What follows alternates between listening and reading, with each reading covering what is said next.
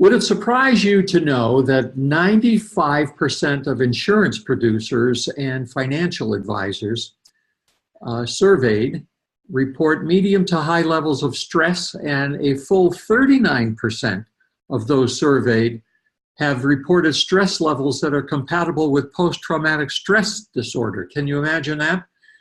Especially when the stock market is volatile, and we all know what's going on with the stock market now. Would it surprise you to know that 90% of insurance producers spend years struggling to make a living, many of them quitting? Obviously, that's something that many of you may unfortunately be aware of. Well, Steve was ready to quit the insurance business altogether. Steve had been challenged in his insurance career for many years. He was able to handle 4 of the 5 basic challenges that are inherent in his insurance sales career. For example, he put the time necessary into marketing and prospecting. He made contacts and set appointments. He was good at fact-finding. He seemed comfortable handling objections, but he struggled to close sales. Steve was very discouraged because he wasn't as successful as his office colleague, Michael. And when Steve put much more time and sweat into his work than he could ever perceive that Michael did. Michael's book of business and new referrals grew much faster than Steve's. Steve felt like a failure. He lost his confidence. He felt helpless to right the ship. Steve felt as if he didn't have the talent to succeed, and he felt hopeless that anything would change that could make him more successful. In short, Steve was on the brink of quitting his career and looking for a new one when he contacted me. Would it surprise you to know that superb sales success is not based on your talent, it's not based on your sales knowledge, it's not based on your sales experience, it's not based on your closing techniques, it's not based on prospecting for new clients, and it's not even based on your personality type. Isn't that interesting? Well, today you'll learn what it is based on and how you have complete control over that. You absolutely have control over that. And you will learn today the exact same mental prescriptions that I taught Steve and how it turned his career around. How does my training differ from other training? I'll go into that in a minute, but at first it's nice if I introduce myself.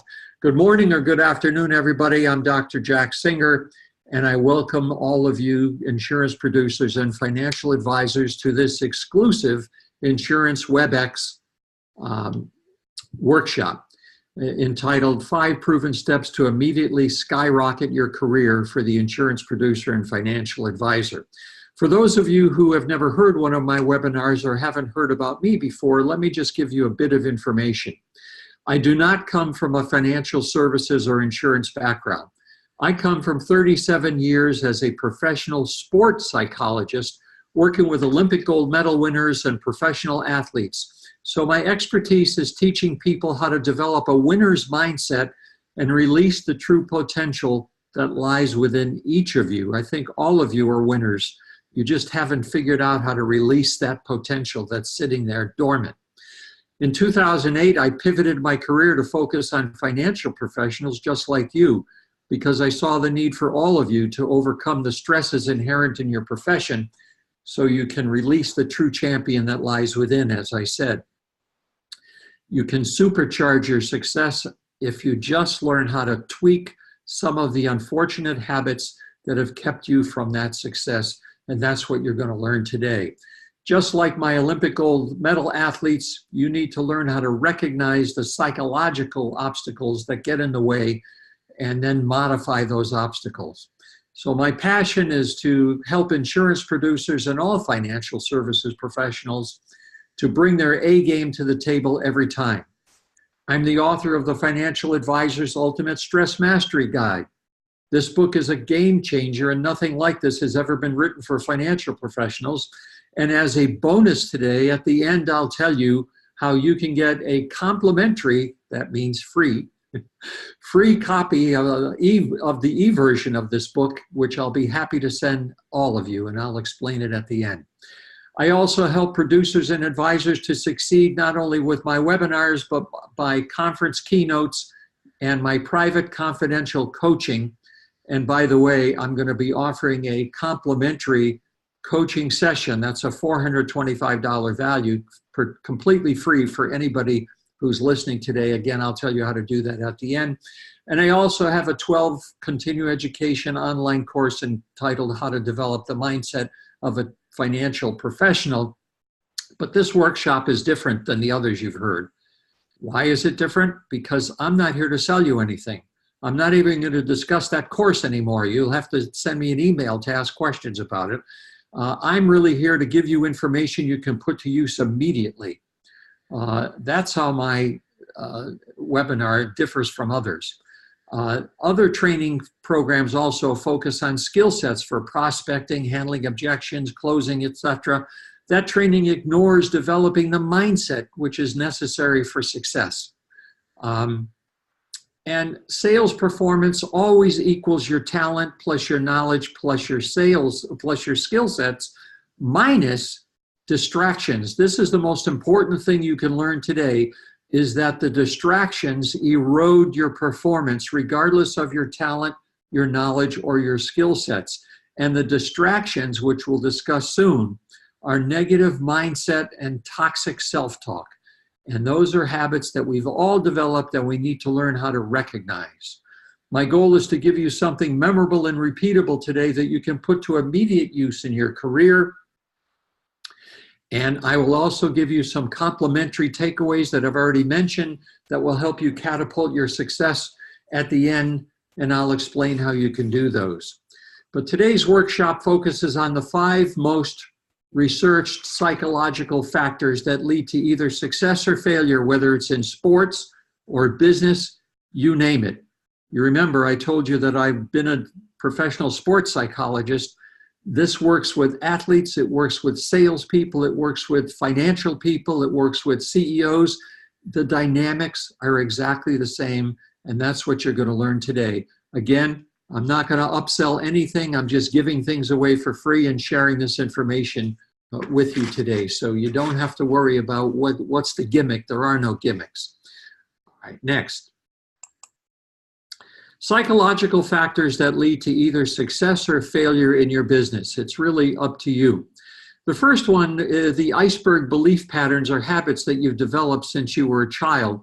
And I'm going to discuss all of these. This is like a forerunner of what we're going to be discussing today. Are they nutritious or are they toxic? The conversations that you have with yourself regarding challenging situations that you face. What are those conversations like? Your desire to modify your self-talk habits and take charge of your internal conversations. That's critically important. Your ability to continually raise your self-confidence. Are you doing that on a regular basis? And your ability to explain the inevitable setbacks that you find yourself in, and do you do that in an optimistic fashion or a pessimistic fashion? That's the key. Now, how does one know whether this is the right workshop for you? You probably have already figured out already that it is, but just to make sure you know, let me ask you a few questions. Do the demands in your job feel overwhelming at times? Does your stress level increase with the thought of prospecting or meeting others and quotas and so forth? Do you blame yourself for your lack of success, like beat yourself up? Do you constantly compare yourself to your colleagues? Do you sometimes debate whether you really have what it takes to become a top producer?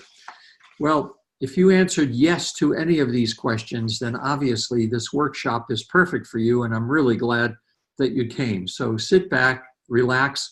I'll provide more slides for you, and I will also give you the entire slide package and a recording of this. All you have to do is email me, and I'll give you the email address and everything. So you don't have to worry about taking notes because I tend to talk fast. I'm trying to give you a lot of material.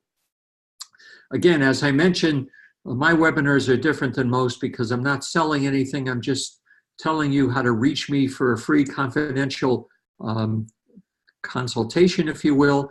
and how you can get a major discount on my course if you want to take it, but that's it. The webinar is directed at helping you today so that you'll be armed with these 5 prescriptions. Let's get started, and at any time, if you want to ask a question, just hit the Q&A and ask the question. I will probably save them till near the end so that it doesn't disrupt my flow here, and I'll try to get to all of them. So let's move on. What do you believe about your mindset? This is an interesting question. Most people don't think about their mindset. So what do you think about your mindset? Do you think that your mindset is genetically determined? You know, a lot of people believe that. They think their mindset is predetermined in their DNA. They can't do anything about it. It is what it is. It's based on genetics and so forth. But that's absolutely not true. Your mindset is fluid, flexible, and it can grow. And it grows through something called neuroplasticity. Some of you maybe have heard about neuroplasticity. Let me explain it. It's the ability of the brain to change throughout your life. The neurons and the connections and the synapses all adjust in response to thinking that you're doing and activities that you're participating in. Believe it or not, ladies and gentlemen, every single thought you have translates immediately, both chemically and electronically, to every cell in your body. So all of your behaviors, all of your movements are all because of what was going on in your mind and what you were thinking about. That's critically important for you to remember. Prescription number 1. These are going to be 5 prescriptions. Recognize your self-defeating iceberg core belief patterns and change them. Now, why do I call them why do I call them iceberg core belief patterns? The reason is because just like an iceberg, most of this is below the surface and you're not consciously aware of it. Like an iceberg is mostly below the surface. But these are habits that you've developed, belief habits that started with your parents and with teachers and with siblings and with other people that built over the years. And some of these habits are fine, but some of these core beliefs are not fine. For example, in your unconscious mental programming, have you learned to play it safe and not make waves? Have you learned not to take any risks? Have you learned to avoid confrontations? Have you learned to play not to lose instead of aggressively playing to win? If any of these are true for you, then these are unfortunate habits because they will get in the way of you performing your best in any activity, especially your work.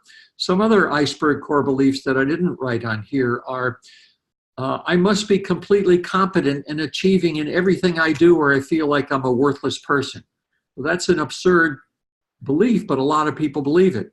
Or my past history is responsible for my present behavior because things that strongly affected me before will always affect me. No, we can change that. They don't have to always affect you. And it would be awful if I can't find the perfect solution or be perfect. That's unfortunately what a lot of type A people, which many of you are and me as well, think that you have to be perfect. You don't have to be perfect to be wonderful. You don't have to have every answer for a prospect to be a wonderful financial producer for them, a financial advisor for them, insurance producer, I meant, for them. You don't have to have all the answers. You just have to have the right mentality and the right mindset. And that's what's critically important. Now, I'm seeing that there are 6 things in the chat, but I think that was only, let me see. Yeah, okay. I'm reading some of these quickly now.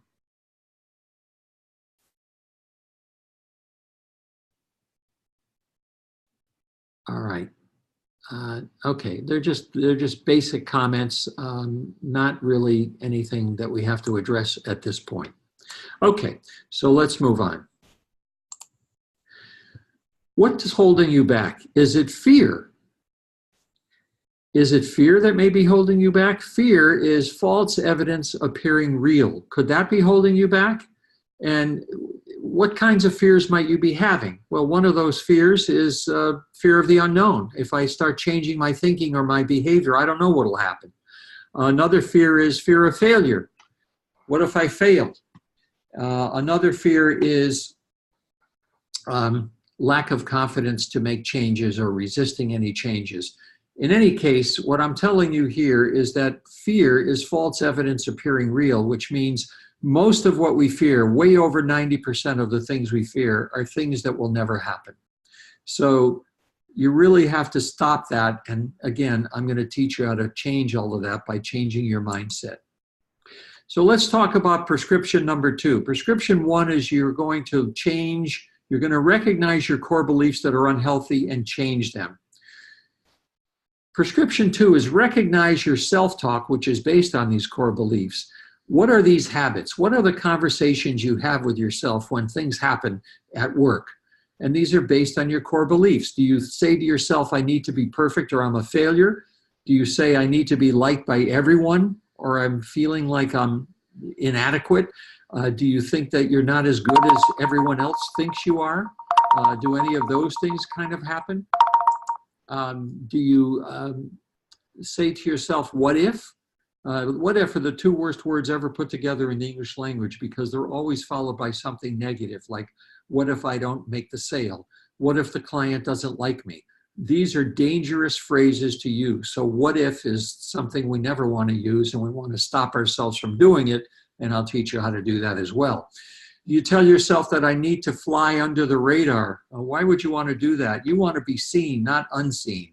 Flying under the radar means you're afraid of something bad happening, and then you're very defensive. Just like an athlete who plays defensively and not to win never wins.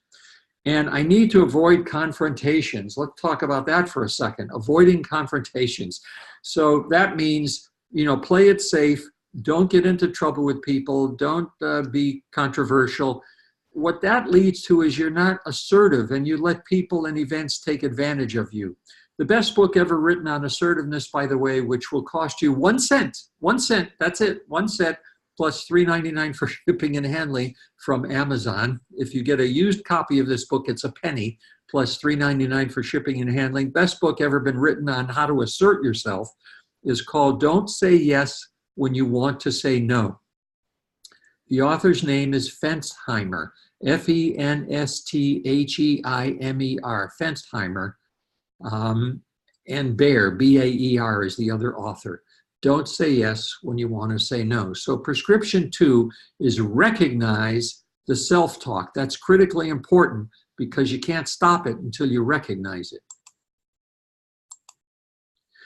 Toxic self-talk habits lead to these emotions. You feel a lack of control. Your self-esteem becomes eroded. You feel overwhelmed by fear of failure. You feel hopeless and maybe even helpless to do anything about it. And you certainly develop what we call pessimistic expectations of what's going to happen. Like, I've got a sales presentation to make. I don't think anything good's going to come out of this. That would be an awful example, but a typical example of having pessimistic expectations. So toxic self-talk habits lead to these emotions. Recognize your self-talk habits. These are things you can actually change. Here's some examples. If a client is short with me or cancels an appointment, it must be because of something I've done or I didn't do. Or because I failed with this client, I'm afraid I'll keep failing. Or I should have been able to close that sale. So many of us beat ourselves up with shoulds, must, have tos, as if there is some unwritten rule about what should and shouldn't be done, which there really isn't. So you don't have to look at this as you should have been able to close that sale. It would have been nice to close the sale, but there's no such thing as they should have. So these are some examples of negative self-talk habits. By the way, in the book, the e-version of which I'm going to be sending you for free, it lists all of the self-talk habits that have been researched. I'm giving you the highlights, but you can get all of this information in the book, so don't fret. You can go through the book as many times as you want, and it will be a life changer for you. First, recognize the self-talk habits. Prescription number 3, reframe all the self-talk habits with healthy self-talk. So once you recognize a trigger thought that's negative, you need to stop the thought, take some deep breaths, and then reframe the thought in a positive way. So here's an example. And how do you stop the thought, by the way? Let me start with that. How do you stop the thought? You stop the thought by wearing a rubber band on your wrist, the fat kind that come in the mail. That's called the number 64 rubber band. You simply put it on your wrist and snap away as soon as you recognize you're giving yourself a self-defeating, negative, unfortunate thought. We call that a trigger thought because it triggers negative emotions. Once you stop that thought by snapping the rubber band hard enough to get your attention, you then take some deep breaths in through your nose and hold it for a few seconds and then out through your mouth. That calms you down. That's breathing through your diaphragm. Your stomach should expand when that happens, so you can fold your hands over your stomach. And then when you breathe out, your stomach should retract again. And once you've stopped the thought by snapping the rubber band and taking some deep breaths, you then reframe the thought in a positive way. So if a client is short with me or cancels an appointment, was the first example that I gave you, instead of saying, like we said before, it must be because of something I've done or didn't do, you say, I will pursue this again or just move on to my next opportunity. Do you see how much healthier or nutritious that is than the toxic self-talk that said, it must be because of something I've done or didn't do? Second example, because I failed with this client, I'm afraid I'll keep failing. That is a negative self-defeating prophecy. We're much better off saying, because this client decided to pass, there are many reasons that have nothing to do with me. I'll learn from this and move on. And a third example, I should have been able to close that sale. It's much better to say it would have been great to close that sale, but I realize it's a numbers game. It's time to look for the next opportunity. Okay, again, all of these and many more examples are in the book, which you're going to get complimentary. Are there any questions? Just put them in on Q&A. I'll just pause for a moment.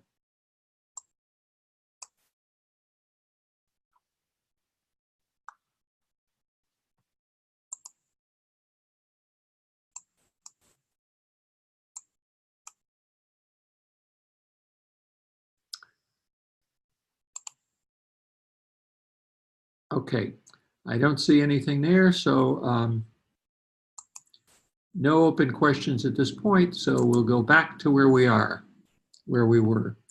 So once you've recognized that you can reframe your toxic self-talk habits into healthy self-talk, what are the key mindset components of nutritious belief habits? Instead of toxic beliefs, we need nutritious beliefs, healthy beliefs. When we have nutritious belief habits, we feel like we're in control. We feel a sense of high self-esteem.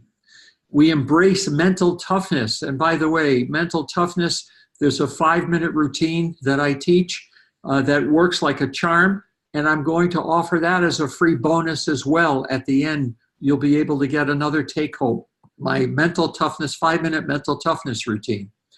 It leads to feeling hopeful, and it leads to having optimistic expectations. So we always want to recognize the toxic, self-defeating thoughts and change them to more nutritious, healthy thoughts. Remember, I told you that superb sales success is not based on your talent. It's not based on your sales knowledge. It's not based on your sales experience.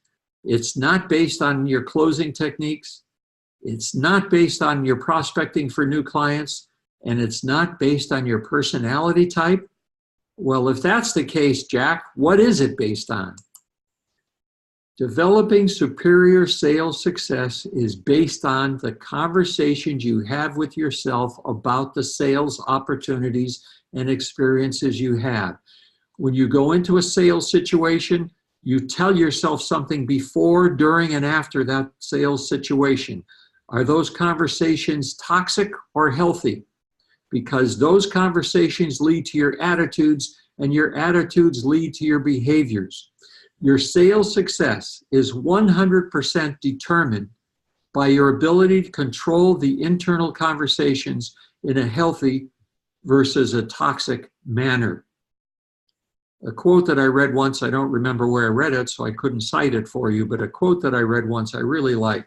If you can conceive of it, you can believe in it.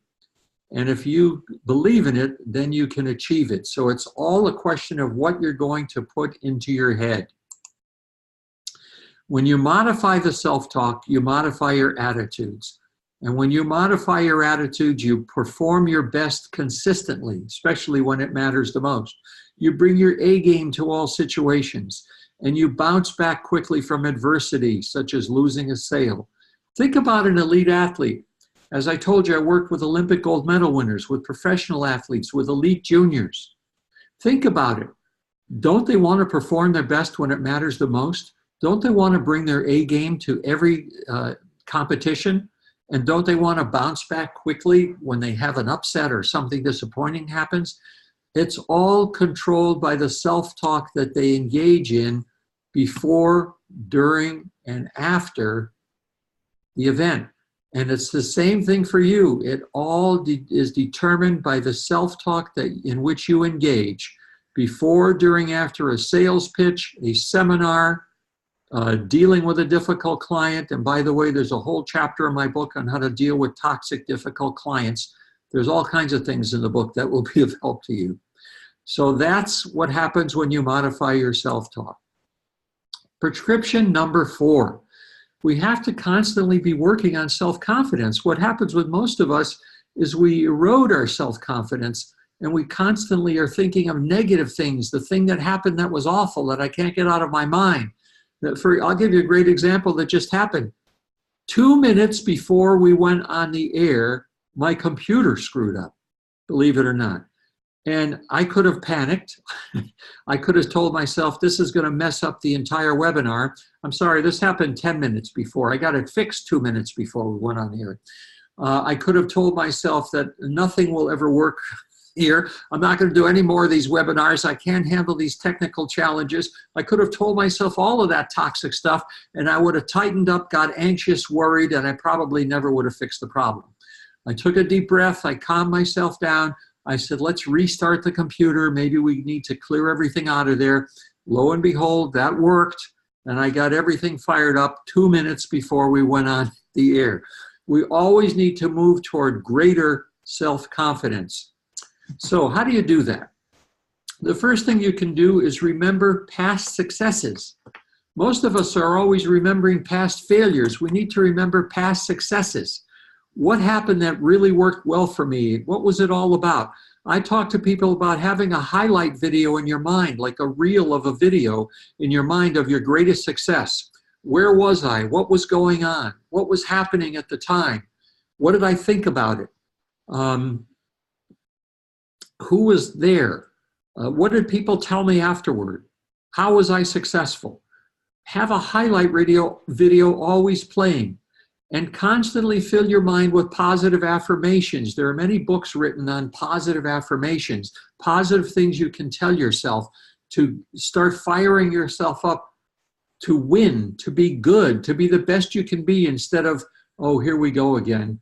I'm probably not going to do it this time either, or this client's going to be nasty. Those are the opposite of what we want to do. Fill yourself with positive affirmations on the way to work. I had one client that I worked with, an advisor, who told me he put these positive affirmations on his rearview mirror or on his dashboard and kept repeating them to himself on the way to work. That I'm going to grind through another day today with huge success and be the best I can be for my clients and give them the service that they deserve, and cut off at the bud them worrying about stock market volatility. I have something I can tell them that'll make them feel safe during those times, etc., etc.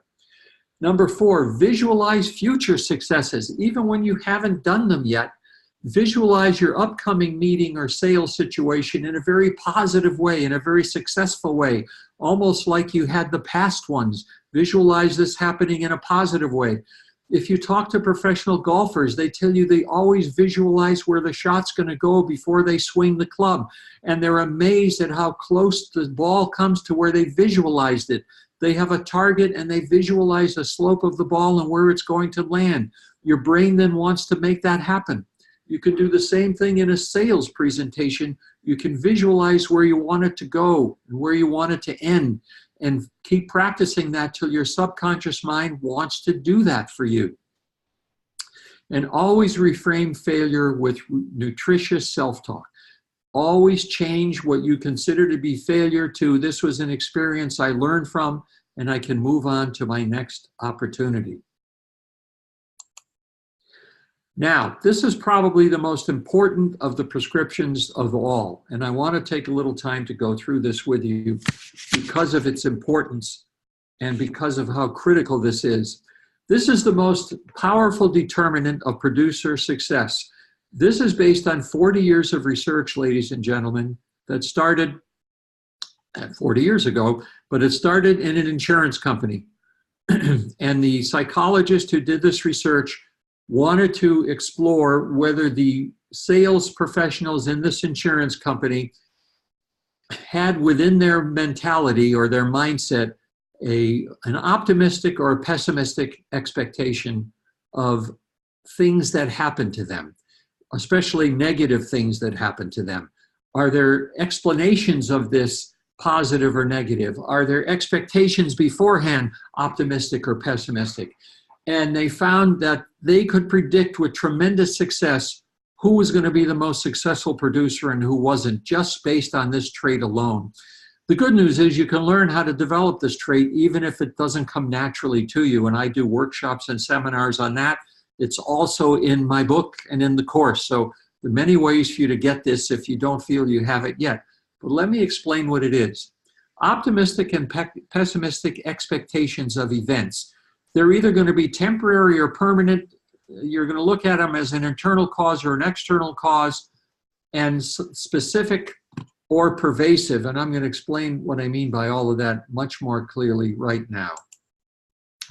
So first, let's look at a pessimistic explanatory style. By explanatory style, I mean when unfortunate things happen, like you don't make a sale, or your manager's mad at you because you didn't make the quota, or something threatening happens to you, any kind of a setback. If you have a pessimistic explanatory style, here's the way you're likely to explain this to yourself.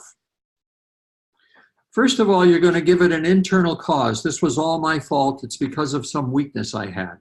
Then in terms of the permanence dynamic, permanence versus temporary, you're going to tell yourself, this is going to continue to happen to me, and I feel helpless. I don't know how to stop it. And finally, with respect to how pervasive this is just one example of my screw-ups. I have many. That's how a pessimistic person explains unfortunate outcomes. Now, this is interesting. How does a pessimistic person explain good outcomes when things happen that are really well?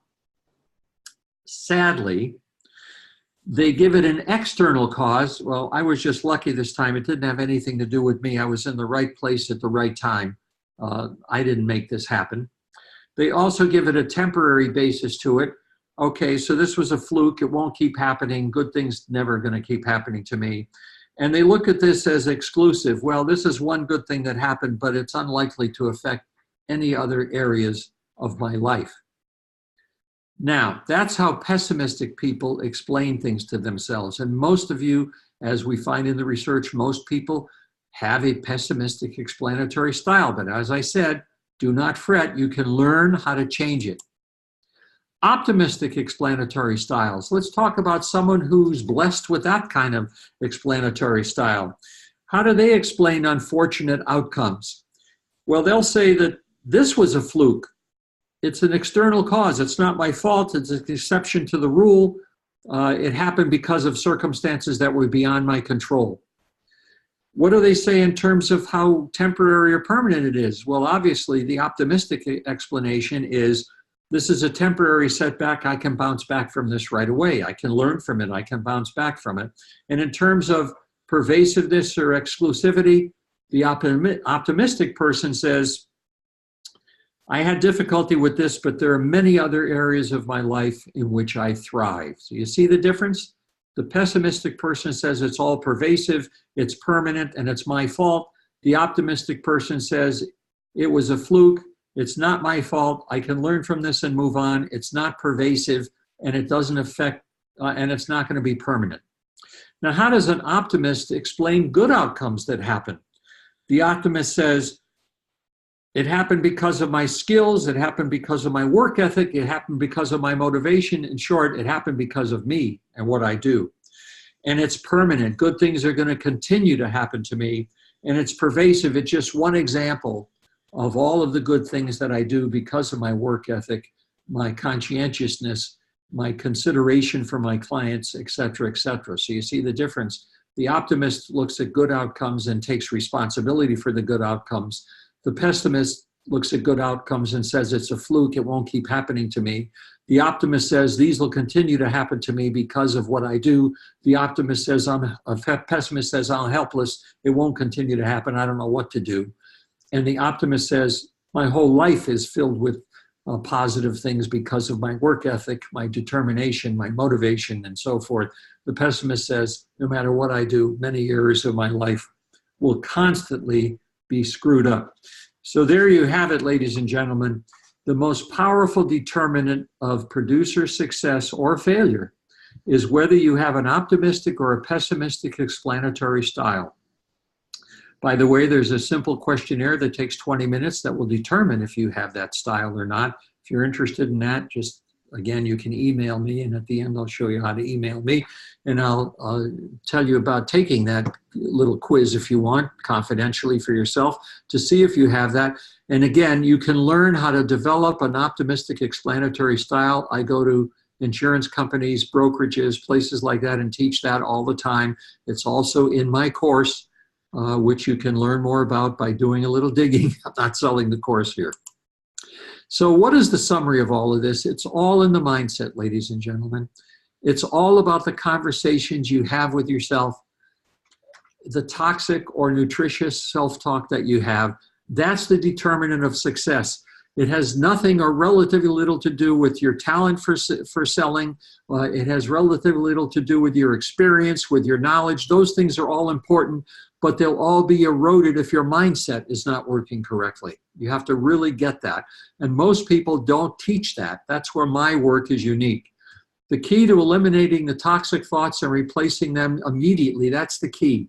Replace them immediately. I told you about snapping a rubber band, taking a deep breath, and then replacing, reframing the thought. All it really takes is practice, like anything else. The more you practice, the better it gets. And you can definitely do this. There's no question. So now, do you have any questions? If you have any questions, type them in the Q&A. I know that you're all still here, and it's amazing to me that nobody has any questions at this point. Okay, no questions. All right, well, questions may come to mind when you think about this or revisit it. Again, let's talk about what I'm going to give you. I am going to give you a free PDF version of my book. If you want the hard copy, you can also get that, but the PDF version I'm going to give you complimentary. Email me at drjack@advisingtheadvisors.com and tell me you want the book. I am going to give you a complimentary chat, 30 to 45-minute chat.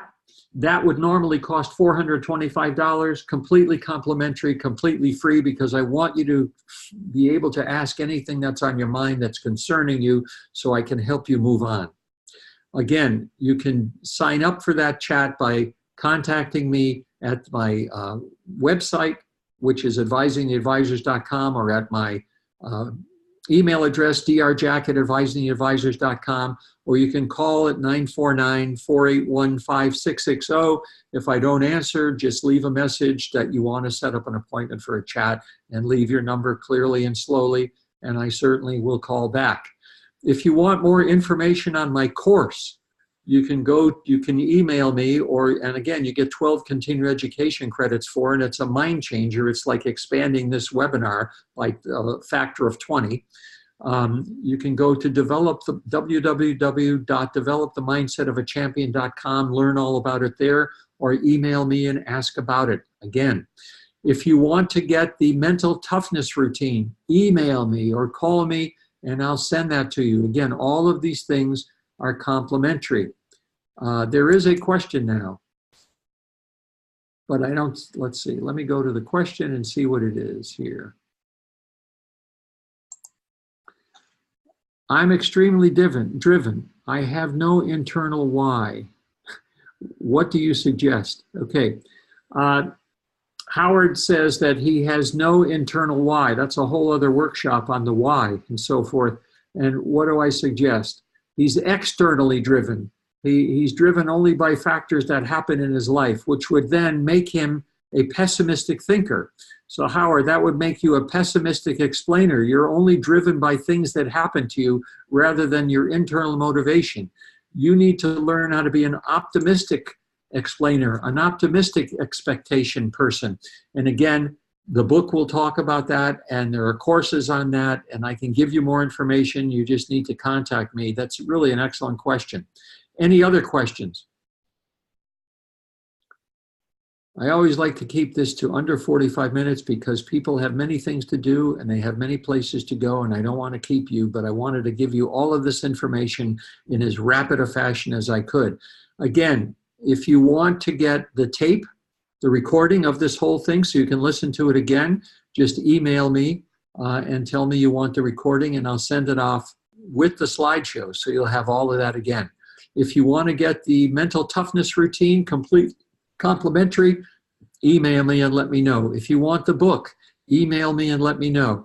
Most importantly, if you want a free session, that's the most important thing, where you can have a confidential chat with me about anything that's affecting your career, similar to the question that we just got earlier. Call 949-481-5660. Leave a message that you want to set up an appointment, and I will get back with you, or send me an email. Well, ladies and gentlemen, as they say on the airlines, there are many webinars you could have chosen today, and thank you for choosing mine. I hope that you'll take this information to heart because it can be a real game changer. Again, I do produce webinars and workshops and keynote speeches and things of that nature. If you want to learn any more about that, you can contact me. And you make this the pivot point of your life so you can start right now in changing your life forever. And with that, I will bid you all adieu and say until next time, watch for the next webinar. We'll see you then.